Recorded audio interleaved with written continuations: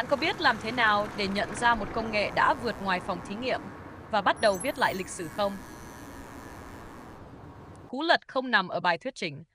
Nó cũng không phải lúc một chiếc xe lùi chuồng hoàn hảo trên màn hình. Tín hiệu tương lai thật sự điểm danh là khi cả một thành phố phải uốn nắn luật lệ, vỉa hè và hành vi để học sống chung với cỗ máy đó. Chào mừng trở lại với The Foresight Report. Hôm nay chúng ta không nói về Robotaxi như một bản review. Chúng ta nhìn nó như cơn chấn động sinh lý cục bộ của đô thị. Khi tự động hóa, autonomy tràn ngập, câu hỏi lớn nhất không phải là xe của Tesla hay Waymo thông minh hơn, mà là khi một khối kim loại tự suy nghĩ bắt đầu chạy ngoài kia, xã hội sẽ đổi luật chơi thế nào? Hãy nhìn vào không gian quý giá nhất, lề đường, curb space. Hàng thế kỷ, lề đường là bãi đỗ tĩnh cho những cỗ xe cồng kềnh ngủ 95% cuộc đời. Nhưng khi xe tự lái trở thành tiêu chuẩn, sự sở hữu cá nhân bị ăn mòn. Thay vì mua đứt một chiếc xe nằm chờ trong bãi, người ta sẽ gọi một luồng dịch chuyển liên tục từ mạng lưới. Nhiều thập kỷ qua, chiếc xe hơi cá nhân là biểu tượng vĩ đại của sự tự do, một hòn đảo quyền lực mà bạn hoàn toàn làm chủ. Nhưng tự động hóa sẽ nhẫn tâm lột bỏ cái lớp hào quang lãng mạn đó. Hãy tưởng tượng kỷ nguyên mà việc gọi xe tự lái trở nên tự động, hệt như thao tác bật vòi nước. Khi chiếc xe bị giáng cấp thành tiện ích công cộng, toàn bộ hệ sinh thái khổng lồ sẽ sụp đổ. Các đại lý ngoại ô bị xóa sổ, hàng vạn thợ máy biến mất. Những tấm biển quảng cáo cao tốc nhắm vào người lái và thứ cảm giác kiêu hãnh thống trị vô lăng, tất cả sẽ bốc hơi sạch sẽ. Lúc này, vỉa hè không còn để đỗ xe. Vỉa hè biến thành băng chuyền logistics. Nó là khu vực đón trả chớp nhoáng, làn phân phối hàng hóa và điểm sạc tiếp đạn cho bầy đàn cơ khí bất kể ngày đêm. Sự tái thiết kế này sẽ thổi bay quy hoạch bãi đổ ngầm văn phòng, làm bốc hơi doanh thu bãi đỗ xe 10 tầng và viết lại toàn bộ giá trị của bất động sản mặt tiền. Đó chỉ là lớp màn ngoài.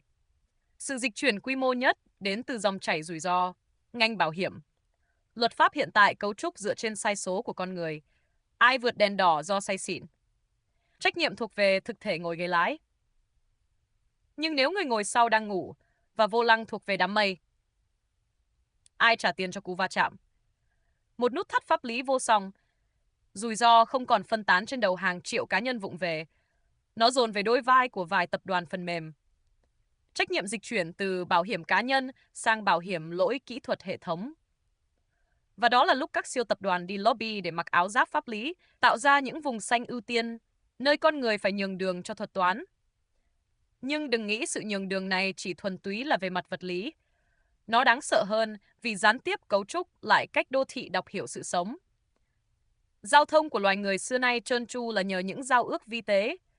Một cái gật đầu mỉm cười xin nhường đường, ánh mắt chạm nhau tại ngã tư, hay sự châm chước bản năng khi thấy đứa trẻ vấp ngã.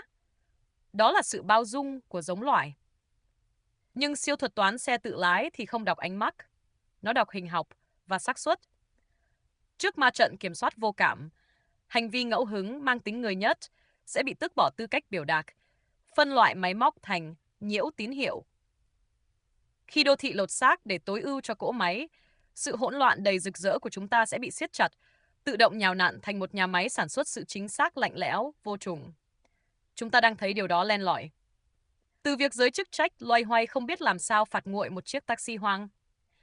Thành phố đang bị biến đổi cưỡng ép để thích nghi với những thực thể mà nó chưa từng chuẩn bị để chứa chấp. Về mặt vĩ mô, chúng ta sắp bước vào kỷ nguyên mà thiết kế đường xá không còn phục vụ cho đôi mắt hay giới hạn quang học loài người. Biển báo vật lý sẽ mở đi, nhường chỗ cho trạm tín hiệu V2X kết nối đa chiều. Đèn đỏ không đếm ngược để người đọc, nó dội thẳng radar và lidar vào chiếc xe trước khi tới giao lộ. Khi đó, những công cụ duy trì trật tự thị giác như biển bảng hay vạch phân làn sẽ trở thành di vật của quá khứ. Đô thị gỡ bỏ lớp áo giao tiếp hữu hình để khoác lên mạng lưới mã hóa vô hình, nơi cỗ máy đàm phán tốc độ sinh tồn với nhau qua những luồng vô tuyến tĩnh lặng. Một thành phố mới, nơi con người không còn là trung tâm điều hướng và mặt đường bị bóc tách khỏi tâm lý học hành vi. Tín hiệu tương lai thật sự nằm đó. Trọng lực của tự động hóa là khi nó đúc lại toàn bộ chiếc hộp không gian mà bạn từng coi là nhà. Đây là The Foresight Report. Hãy subscribe. Bởi tương lai không tự nhiên xảy ra. Nó được thiết kế bởi những kẻ dám từ chối quá khứ. Hẹn gặp lại.